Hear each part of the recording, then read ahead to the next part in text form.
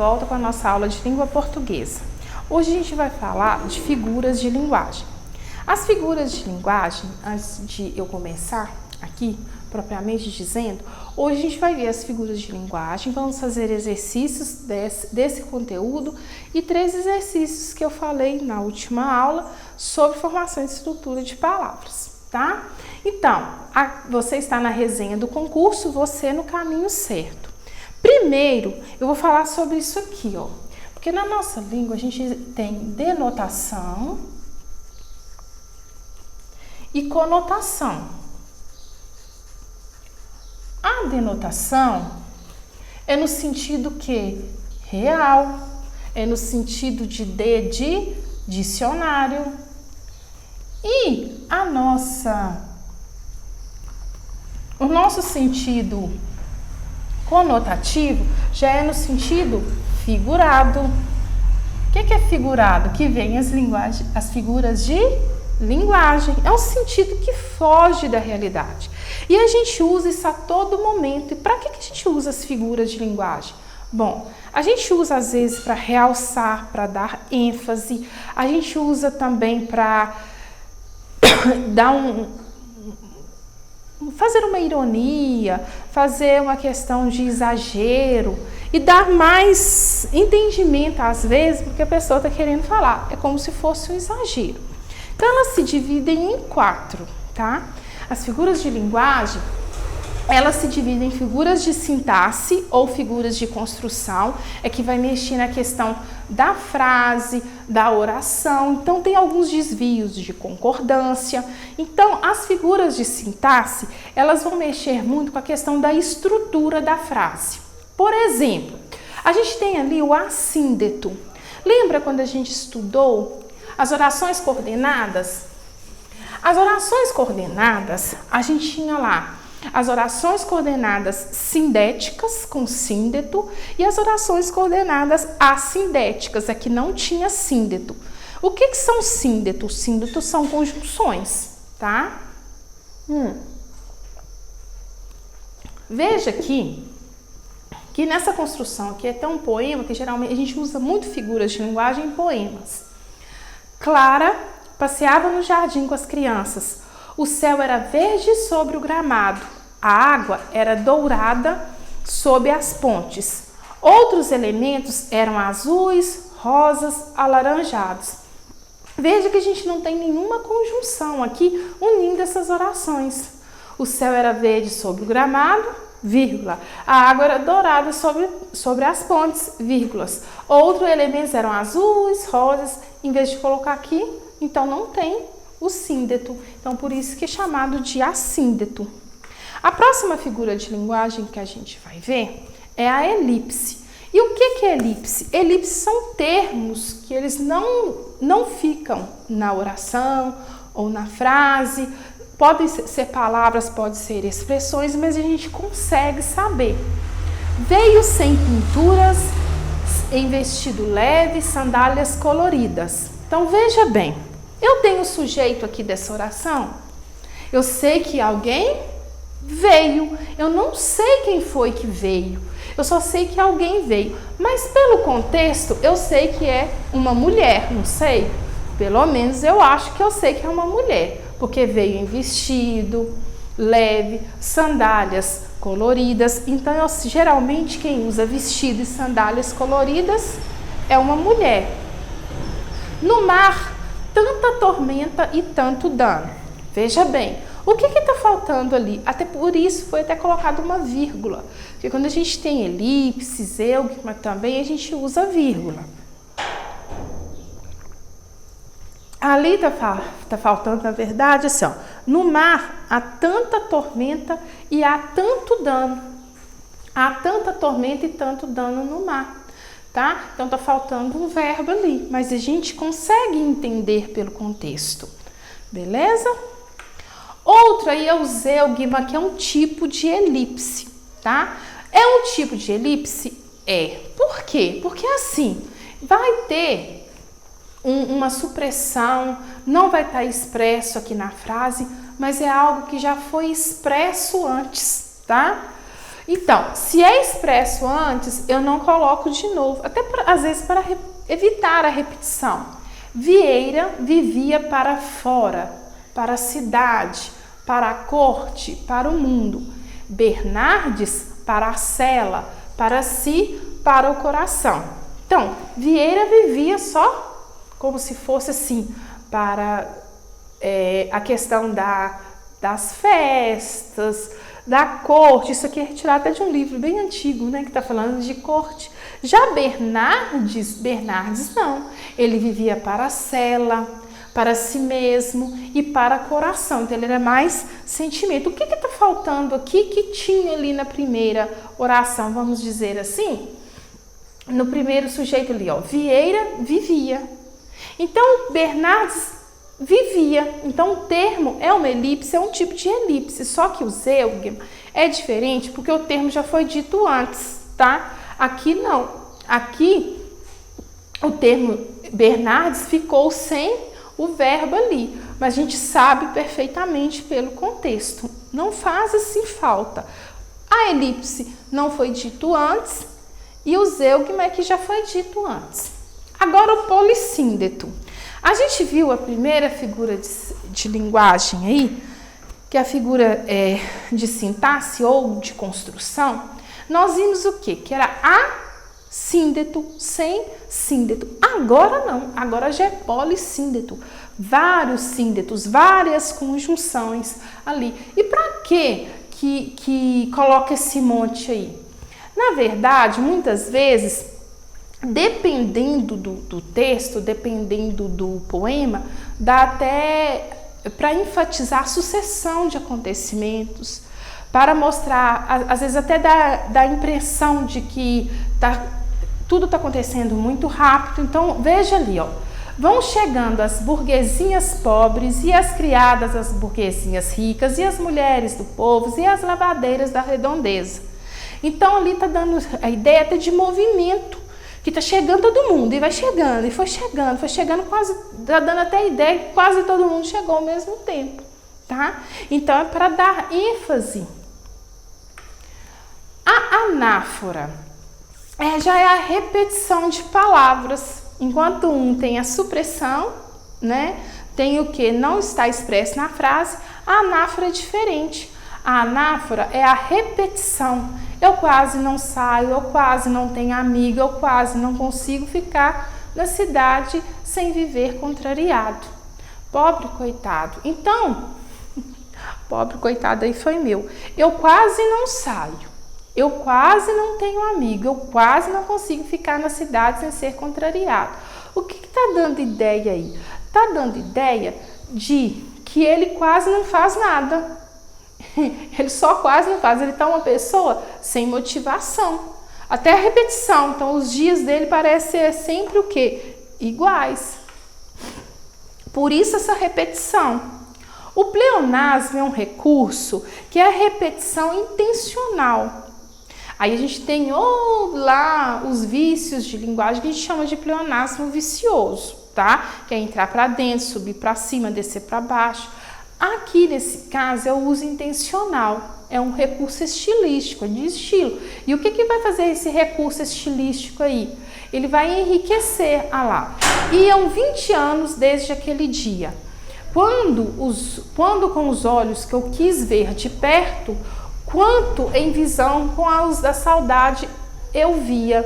Então, veja bem, quando os olhos eu quis ver de perto.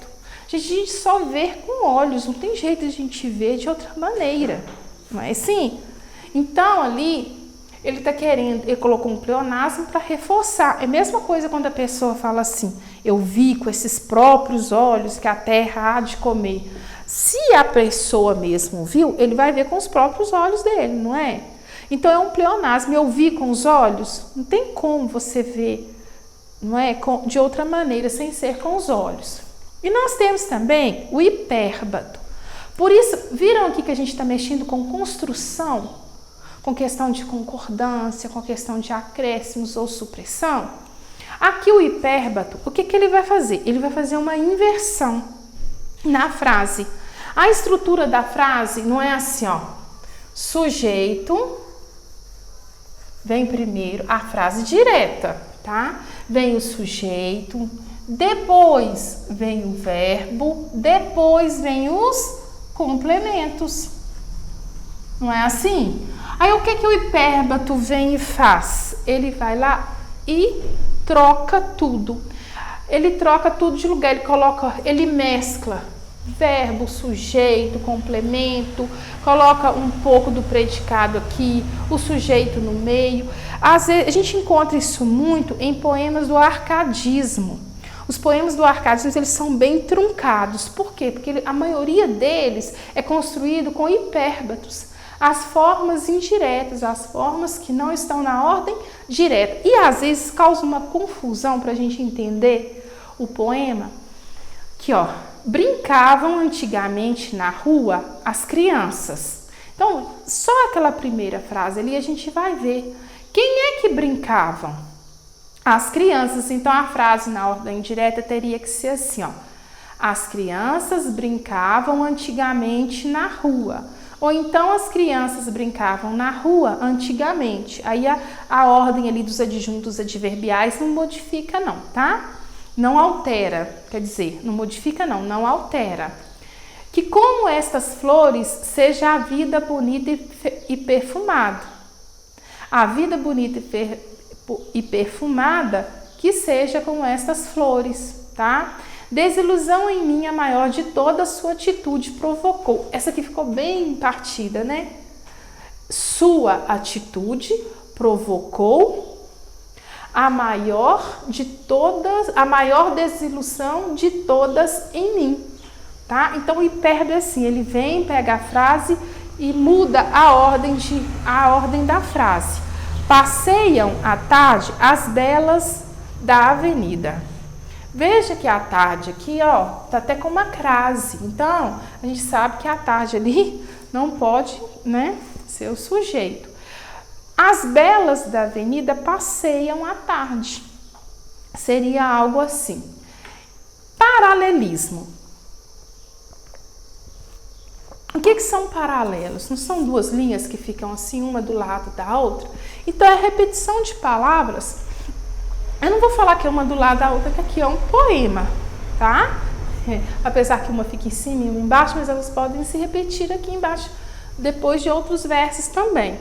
A voz de alguém nessa imensidão, a voz de alguém que canta, a voz de um certo alguém que canta como ninguém.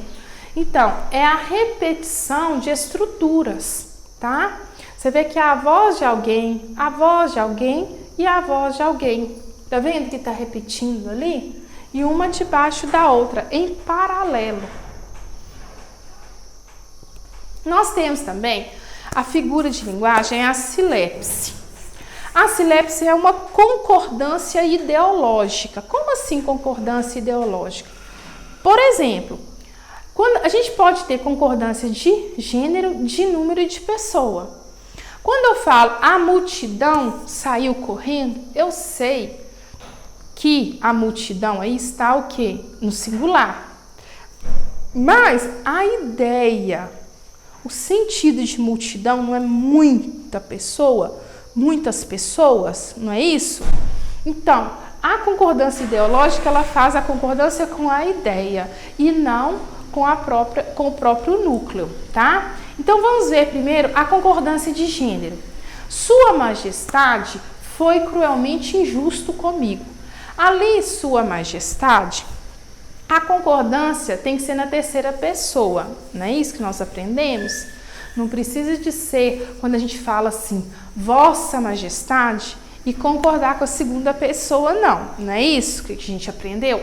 Ali foi o injusto, porque Vossa Majestade, Sua Majestade ali no caso, não é no feminino, não é uma palavra feminina, majestade, a majestade. Só que ali a concordância foi feita com o gênero porque é um homem, tá? Então, por isso ali, no caso, majestade é o quê?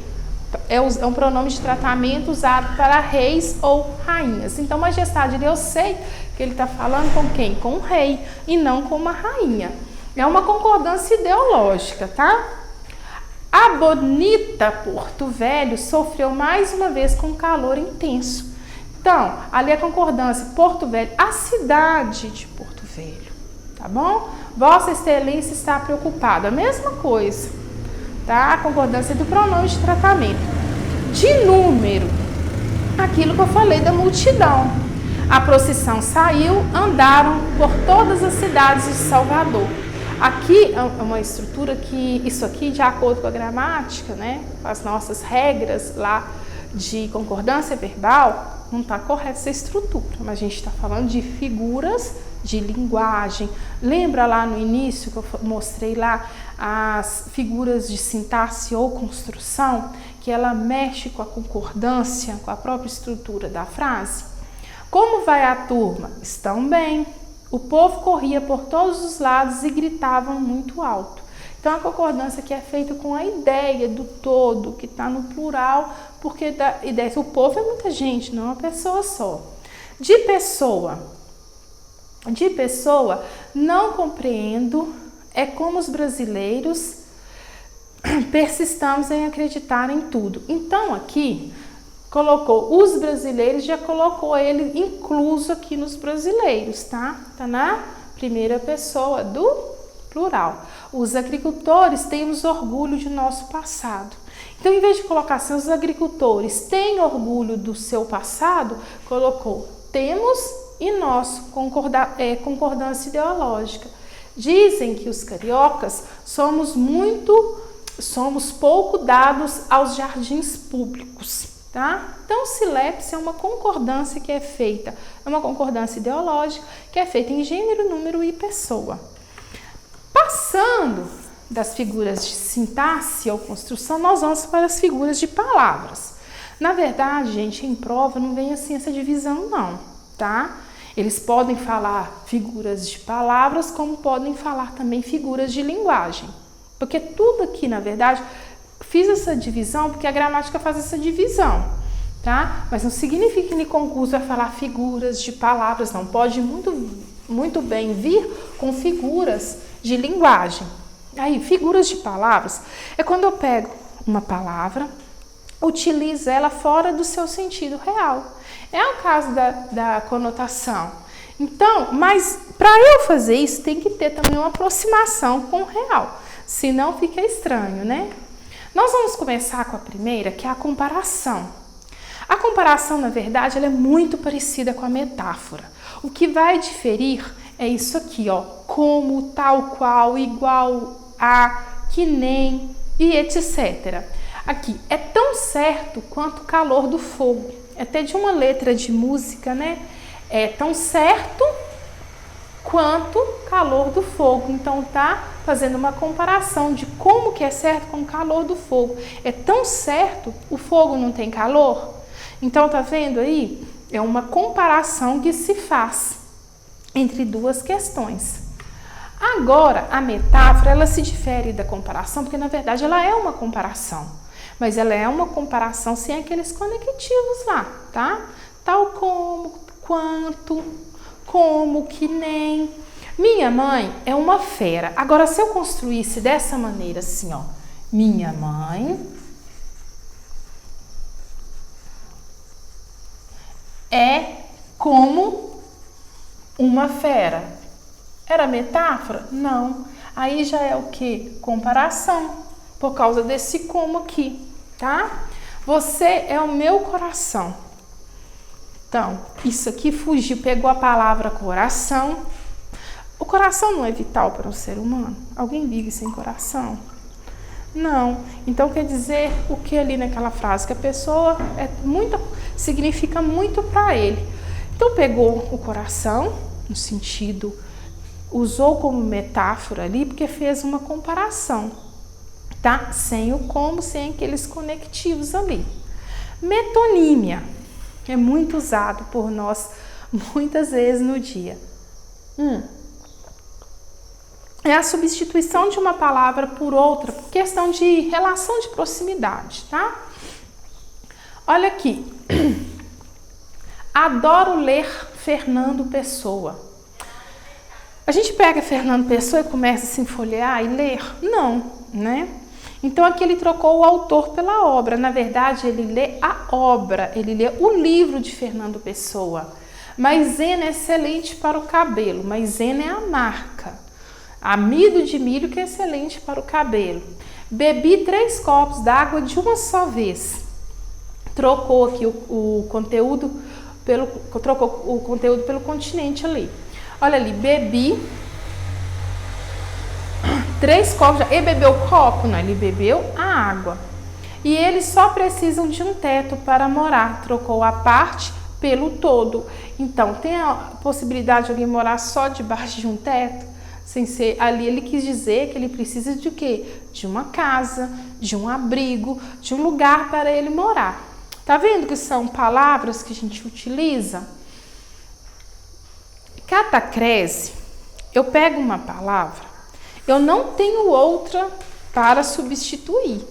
Eu uso isso aí mais ou menos com relação de sentido. O pé da mesa estava quebrado. Quer ver outro exemplo? A cabeça de cebola, o dente de alho. Então, pega até partes do corpo para utilizar em seres que nem têm essas partes, mas é por aproximação. É por alguma coisa que faz mais sentido, porque não existe outra palavra para falar dente de alho. Existe? Não existe. Toda receita você pega lá 3 dentes de alho, 2 cabeças de cebola, até mesmo uma cebola, mas é isso. A gente não tem outra palavra aí no lugar. Antonomásima ou perífrase. A gente substitui por pessoas que já ficaram consagradas, tá? Ou até mesmo objetos, alguma coisa assim. Por exemplo, o rei do futebol, até pouco tempo aí era Pelé. A rainha dos baixinhos, Xuxa. Deixa eu ver um outro, Aleijadinho, a gente utiliza lá também. Quer ver um outro? Quando a gente fala o rei, é engraçado porque pode ser o rei do futebol e pode ser o rei Roberto Carlos também, né? Que muitas vezes é falado o rei. Então são nomes que já ficaram, pessoas que são consagradas, conhecidas e tem assim um outro nome para elas. Só de falar todo mundo já sabe quem que é. Agora, a sinestesia. Sinestesia lembra muito anestesia, né? Eu não sei se tem alguma relação, não. Áspera, tipo assim, que não era boa de se ouvir. Ao contrário da gente falar que a voz era doce e aveludada. Então trocou a audição pelo paladar e pelo tato. Ali só pelo tato, né? Áspero, aroma, a mistura de sentidos. Agora, antonomase, aí eu voltei. Beleza, as figuras de pensamento. As figuras de pensamento são questões de ideias, tá? Não vão ser só palavras somente, não. A questão de ideias, de sentidos, de significados em uma frase. Por exemplo, a gente tem a primeira que é a antítese, que ela é muito confundida com o paradoxo e a gente vai ver a pequena diferença. São palavras contrárias à antítese, tá? Quando eu falo assim, ó, neste momento todos os bares estão repletos de homens vazios. Repletos e vazios, ideias não. Palavras contrárias. É um contentamento descontente. Contentamento e descontente. A vida é mesmo assim. Um dia a gente ri, outro dia a gente chora. Então, palavras contrárias aí. Agora, o paradoxo já não são palavras contrárias, são ideias contrárias. Isso aqui é um trecho da música de Cássia Eller. Mudaram as estações, nada mudou, mas eu sei que alguma coisa aconteceu. Tá tudo assim tão diferente. Se lembra quando a gente chegou um dia a acreditar que tudo era para sempre, sem saber que o para sempre sempre acaba. Então, como que o para sempre sempre acaba?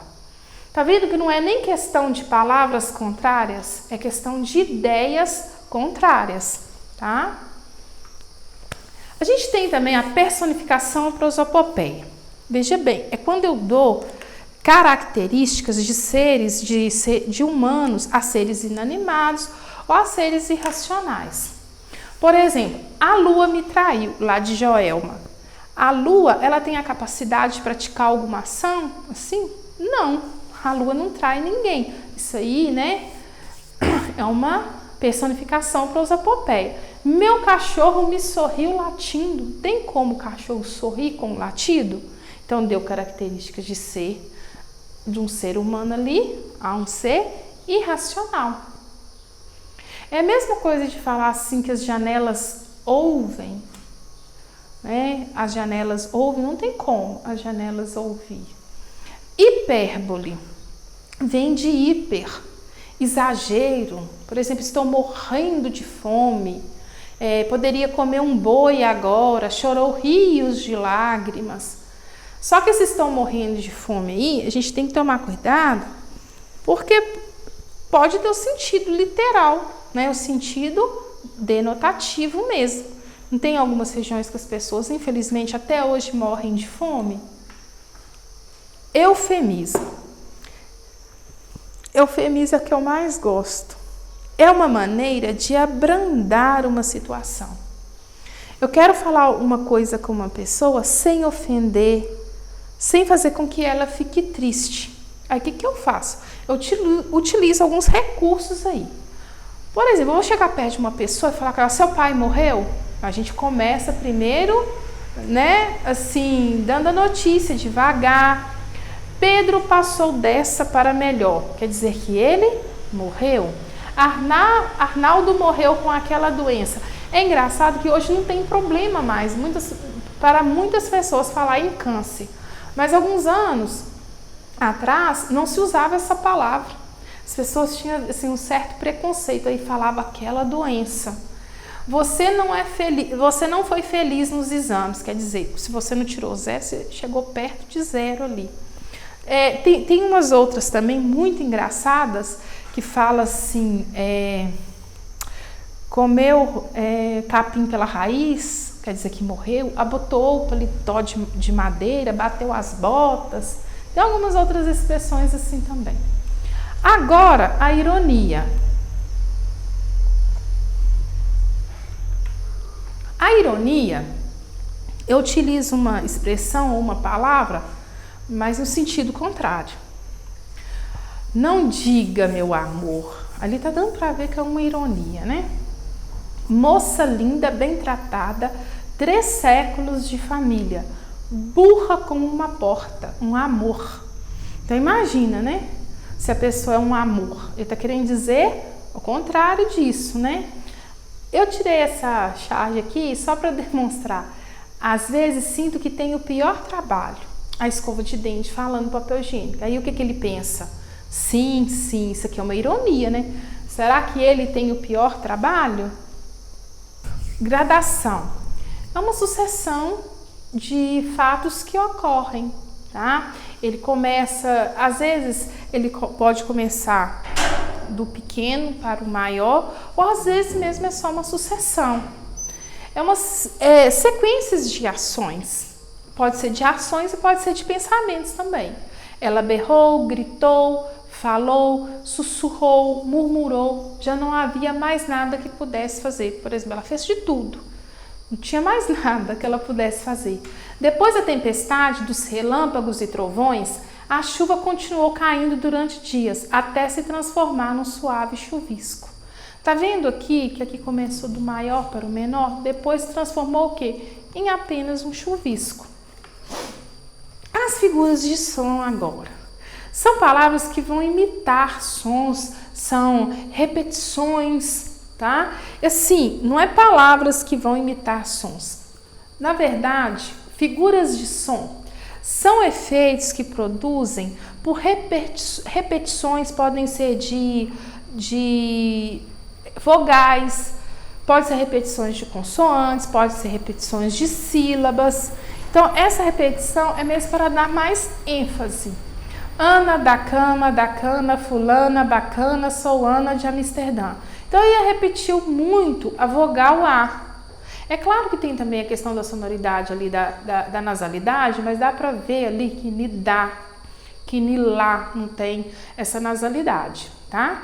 Sou um lato, nato, no sentido Mulato dramático do litoral. Tá vendo que a repetição aí é do O, mas o fonema, na verdade, o som tem som de U.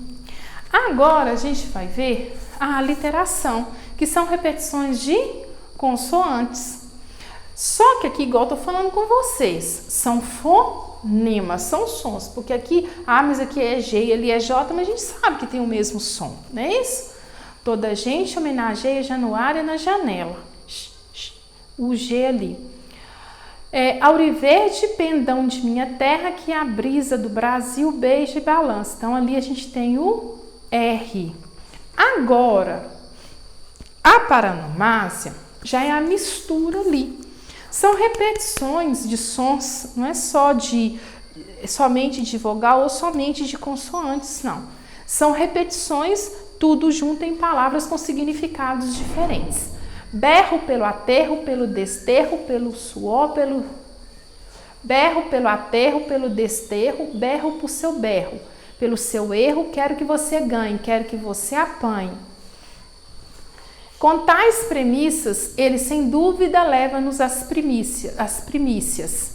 Exortar é o que importa. Sagres sagrou então a Descartes e partiu descoberto a descobrir. Então tá vendo aqui que não é só o S, não é só o I. Então aí tem uma mistura de sílabas que se repetem, tá? Formando sons. Onomatopeia nada mais é que a gente tentar representar em palavras os sons. Por exemplo, grito de dor ali, né? E tem também o plim-plim, o toque-toque, o tic-tac do relógio, o suspiro, o suspiro ali, o ufa, né? Em questão do suspiro. Tem alguns também que a gente fala miau para representar a questão do animal. Tem a questão também de imitar até o boi. Agora a gente vai ver exercícios que eu separei aqui. E esses exercícios, na verdade, eles são bem tranquilos. Então, eu coloquei, deixa eu ver, são 8, eu coloquei 5 de figuras de linguagem, os outros 3, como eu havia falado antes, eu coloquei de formação e estrutura de palavras. Então, indique qual resposta não possui coerência. Tinha 5 bocas para alimentar, indica-se a parte pelo todo. Sim, está correto. Em Deme 2 maços, pede-se o continente maço pelo conteúdo cigarro. Isso mesmo. Comprei um portinari, há uma troca do autor pela obra. Perfeito também. O homem ficou sem teto, indica a causa pela consequência. Será? O homem ficou sem teto indica a parte pelo todo e não a causa pela consequência.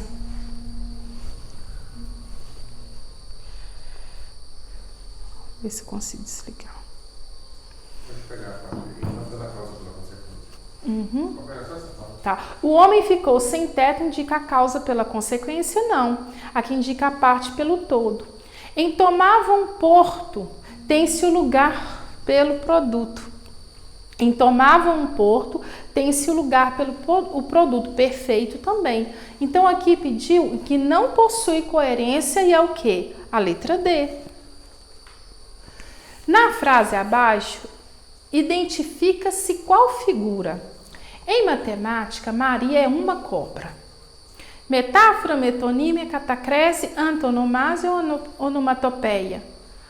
Olha, Maria é uma cobra, não está fora do sentido denotativo?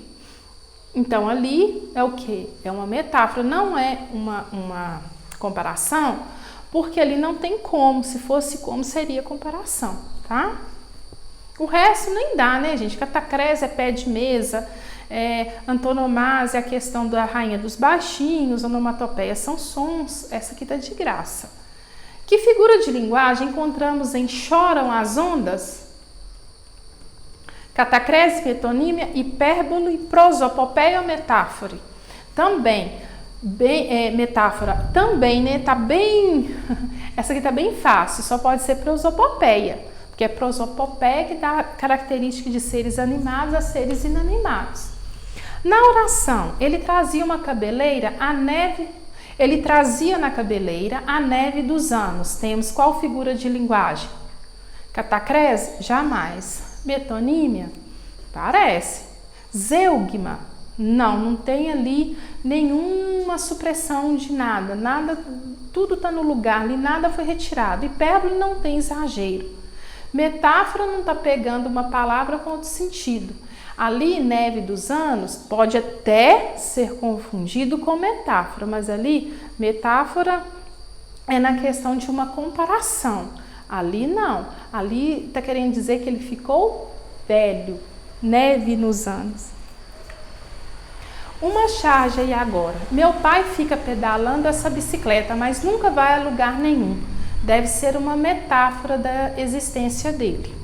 As figuras de linguagem são comumente encontradas nos textos literários, bem como em charges e tirinhas. Nessa tirinha, a personagem faz referência a uma das mais conhecidas figuras de linguagem para. Então, já me deu que é metáfora, agora está querendo dizer por que é metáfora, por que ali ele utilizou esse tipo de metáfora. Para condenar a prática de exercícios físicos? Não. Valorizar aspectos da vida moderna? Também não. Desestimular o uso das bicicletas? Muito menos. Caracterizar o diálogo entre gerações? Nem tem isso ali, né? Criticar a falta de perspectiva do pai. É essa aí. Porque olha para você ver. O pai comprou uma bicicleta ergométrica para quê? Para ter uma qualidade de vida, só que ele não sai do lugar, quer dizer, ele também não utiliza. Não é isso? Ele fica pedalando essa bicicleta. Na verdade, meu pai fica pedalando essa bicicleta, mas nunca vai em lugar nenhum. Então, a bicicleta não é para se locomover, andar. Na verdade, aquela ali, ela é parada, ela é mais para quê?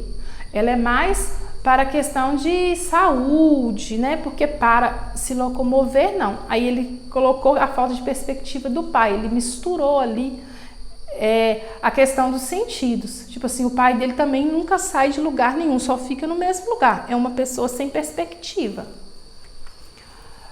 Assinale a alternativa cujo processo de formação difere dos demais. Então, vamos prestar atenção. Aqui a gente está vendo a formação de palavras. Vamos pegar fotografia, lealdade, legalidade, gostoso e injusto, tá? Bom, na formação a gente tem dois tipos, a composição e a derivação, tá? Fotografia, a gente viu que fotografia é o quê? Foto mais fia, é a união de dois mais grafia. Isso aqui do grego, foto. Tá, então isso aqui é a união de dois radicais, tá? Lealdade é a união de dois radicais? Não, a gente pegou leal mais dade, foi acréscimo de sufixo. O mesmo acontece ali com legalidade, tá? Tem até ali uma vogal de ligação, que a gente já estudou. Gostoso, por sufixo, o oso ali. E injusto, a gente tem um prefixo, que o quê? Que é o in, que dá ideia contrária de justo, não é isso? Então, qual a letra que a gente tem? O que diferiu ali? Se lealdade, legalidade, gostoso, injusto são formações de palavras por afixos e fotografia por radicais, então é a letra A que está diferindo ali. A outra, agora essa aqui é média, tá? A outra é fácil, essa é média, vai vir uma pior. Vamos ver, assinale a alternativa cujo processo de formação difere dos demais. Comunicação. Comunicar virou comunicação. Beleza? Expressar virou expressão. Isolar virou isolamento. Certo virou certeza e tentar virou tentativa. Então ali, a gente olhando assim, parece que tudo foi feito por acresceu ali somente sufixo, a gente fica sem saber. Olha para você, comunicar, comunicação, expressar, expressão, isolar, isolamento, certo, certeza, tentar, tentativa. Então, o que se diferiu ali? Letra D, certeza, que trocou aqui, não é isso? Todos terminavam em A.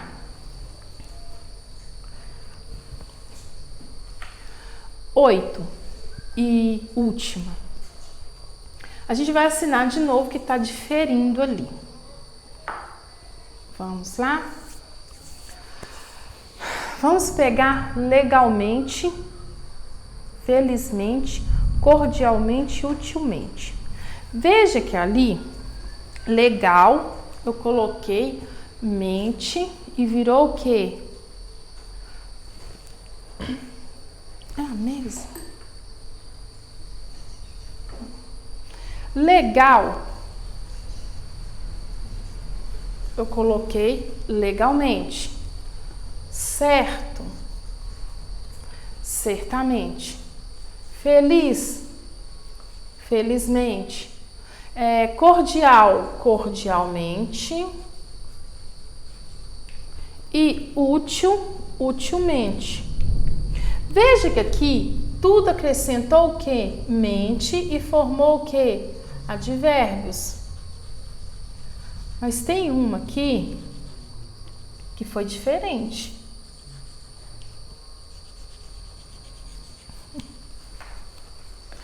Olha aqui, legal, legalmente, certamente, felizmente, cordialmente, utilmente. Eu tive que mexer aqui. Então, essa que difere. A gente olhando, a gente não percebe às vezes, tá?